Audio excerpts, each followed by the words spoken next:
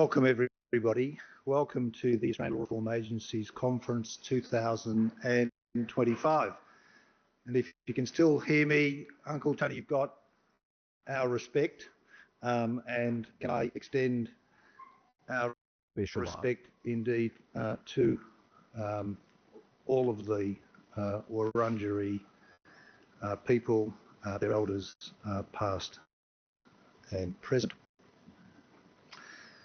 We have an interesting and exciting program. This conference happened for about 7 or 8 years.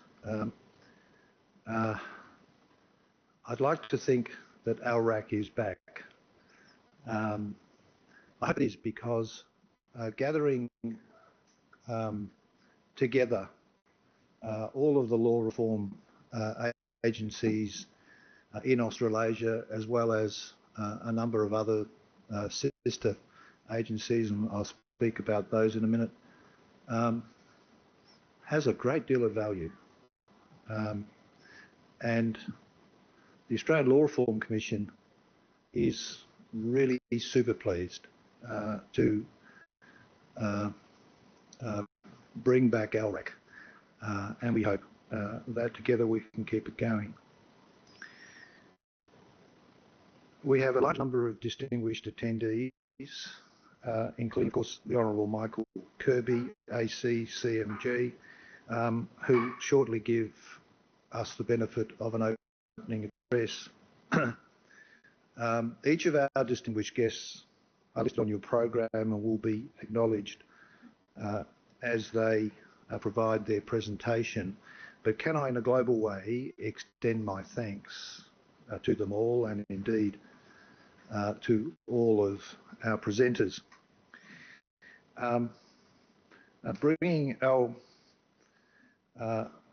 Bringing ALRAC back has not been an easy task, and it would not have happened without the immense amount of work done by Jez Hungan Fu, who is our Master of Ceremonies.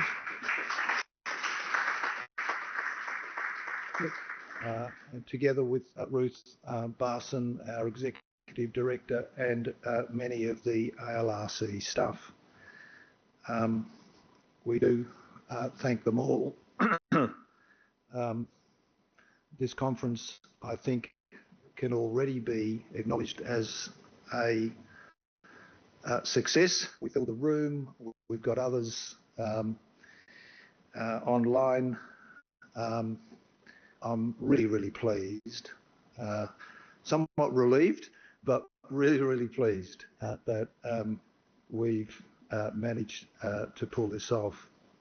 I want to acknowledge the law reform agencies who are participating in ALRAC 2025. They are from Australasia, the Papua New Guinea Constitution and Law Reform Commission, the Law Commission of New Zealand, Aotearoa, the New South Wales Law Reform Commission, the Victorian Law Reform Commission, the Queensland Law Reform Commission, the Law Reform Commission of Western Australia, the South Australian Law Reform Institute, the Tasmanian Law Reform Institute, the Independent National Security Legislation Monitor, and of course the Australian Law Reform Commission. We are indeed honoured that a number of law reform agencies from the rest of the world are here in attendance with us. The Seychelles Law Commission, the Law Commission of England and Wales, the Law Reform Commission of Liberia, the Law Reform Commission of Hong Kong. And we're also honoured by the attendance of the Lord Chancellor of the Kingdom of Tonga, His Excellency Tavake Afaki. Welcome. This year, the Australian Law Reform Commission celebrates 50 years. As the ALRC commemorates its 50th anniversary, there have been similar milestones celebrated in much of the common law world. The Law Commission of England and Wales, I think, turned 60. The Law Commission of Scotland, I think, recently turned 50. Ireland, I think, is not far behind as well. So it's a timely, well, it is timely that we gather as law reform agencies and others interested in law reform to reflect upon the value of institutional law reform. What I mean by institutional law reform is law reform conducted by a permanent institution with specialist expertise in reforming the law. Beyond institutional law reform, of course, there are, and for many centuries have been, other kinds of law reform. Law reform has long been undertaken by judge-made common law. However, with the advent of representative government, the judiciary has generally retreated from significant innovation in deference to the theory that lawmaking is mostly for the elected. The elected engage in law reform processes most often within government departments and through parliamentary committees. Ad hoc royal commissions have also been significant sources of law reform. The field is somewhat crowded. Don't wish to contend that law reform should always be done by law reform agencies like those gathered here today, but I do contend that institutional law reform is a necessary cog in the wheel. It deserves to be recognised as an essential component of a representative democracy which provides fair, accessible and relevant laws of the kind that all of our citizens are entitled to enjoy. There is little doubt in my mind that institutional law reform is best capable of delivering reform of the highest quality. And at our second session this afternoon, I hope that I can help to explain why that's so. The opportunities for institutional law reform to contribute to providing modern laws fit for the future is indeed vast. Not only is institutional law reform best placed to do the job, but on the supply side of the equation, there is an abundance, unfortunately, of law crying out for reform. Australia's statute book is replete with examples of legislative disrepair, including important statutes which provide the legal infrastructure for many of our vital industries, or provide the legal framework through which critical social services are distributed.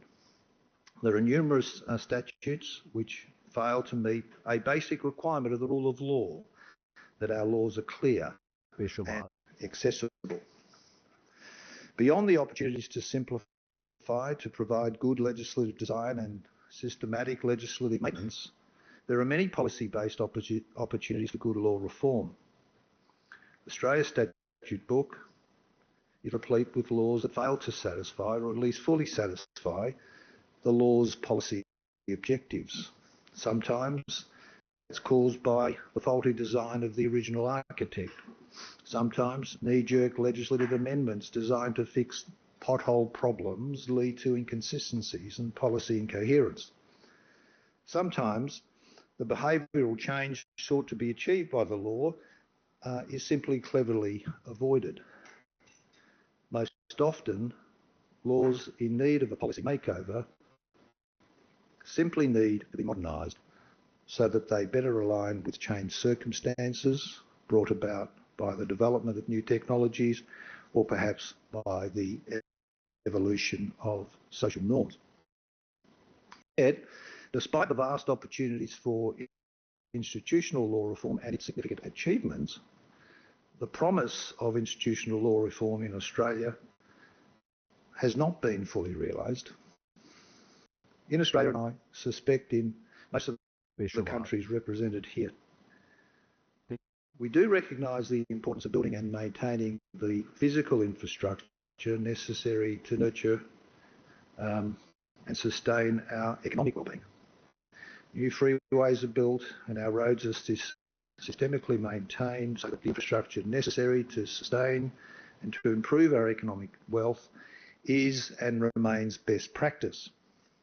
In that respect, we do see the value of spending money upfront to properly design our infrastructure, to build it with the best available components, and to service our investment with systematic and regular maintenance. It is, as we recognise, money well spent because the benefits of good infrastructure far outweigh its cost. When, however, it comes to legal infrastructure, our societies largely fail to appreciate the benefits of well-designed laws and the enormous economic and social cost of poor legislative design and a lack of systematic maintenance. The economic costs are undoubtedly huge. Overly prescriptive and structurally incoherent laws result in excessive compliance costs and very expensive litigation. Of course, the social cost of bad legal design and the lack of legislative maintenance is manifested by failure to provide our citizens with sufficient access to justice and just outcomes. There is both a human and an economic cost for a society that fails to optimise justice. Institutional law reform was designed to reform our approach to law reform. We will learn more about that approach and both its successes and failures over the next day and a half. Let me then turn briefly to some historical reflections. As I think most of you would know, an explosion of institutional law reform amongst many nations of the Commonwealth occurred in the 1960s and 1970s, with the establishment of law reform agencies in England and Wales, in Scotland and in most of the states and territories of Australia, as well as federally in Australia with the formation of the Australian Law Reform Commission in 1975. Historical record that the former Chief Justice of Victoria prepared, the Honourable John Harbour Phillips AC, tells me that the first Australasian Law Reform Agencies conference, the first ALRAC conference, was held in Sydney on 13 and 14 April 1973. The New South Wales Law Reform Commission was the host agency.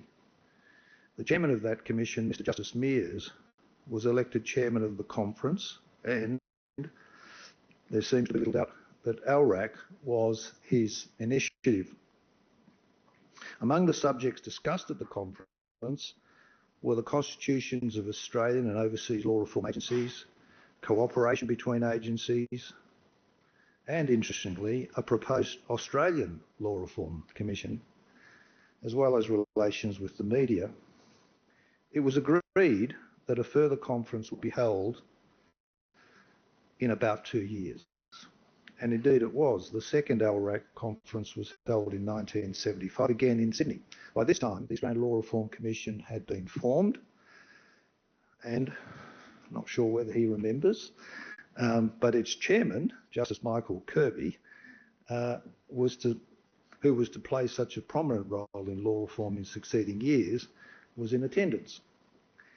A Victorian Law Reform Commissioner had also been appointed and was present. In May 1976, the third ALRAC was held in Canberra.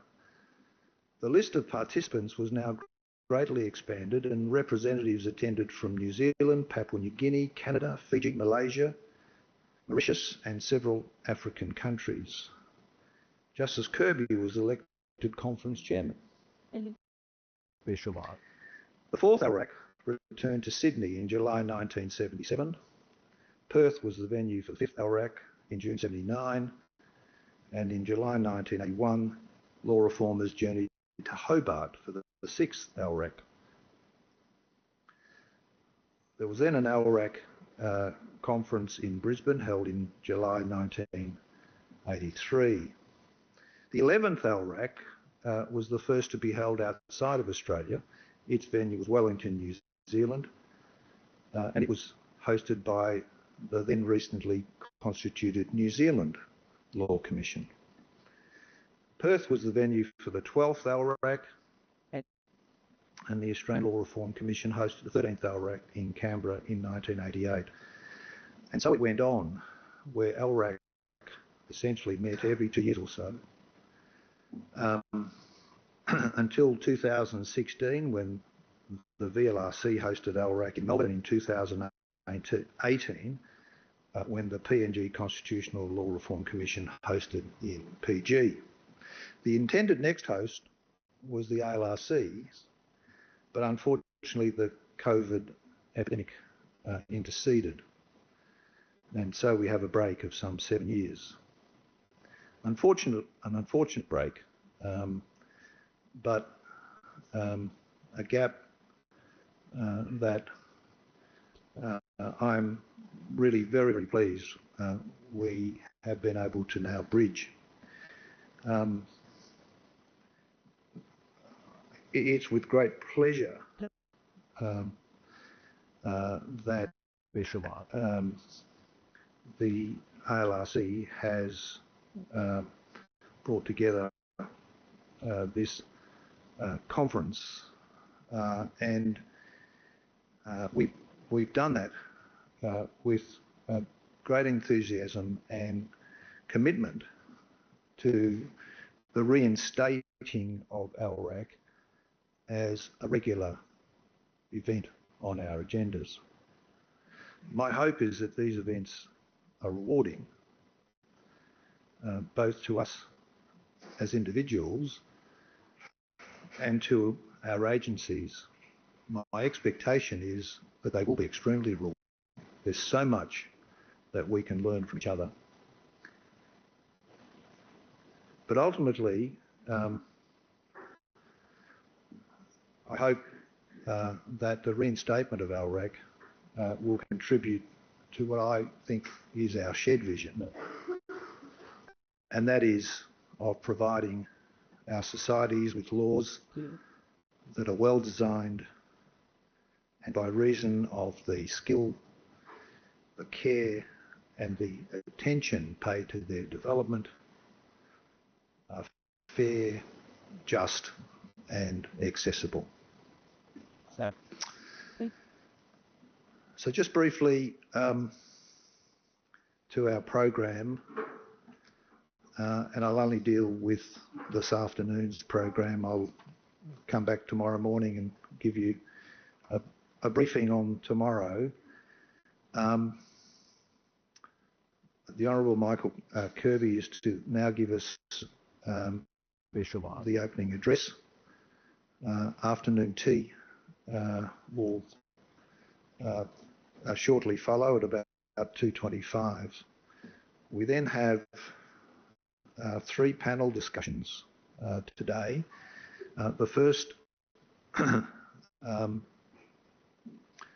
the promise of institutional law reform, the subject, that subject will try and identify whether indeed our agencies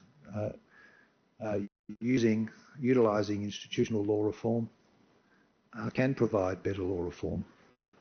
And if we do provide better law reform, what is it that enables us to do that? That hopefully will be an interesting discussion involving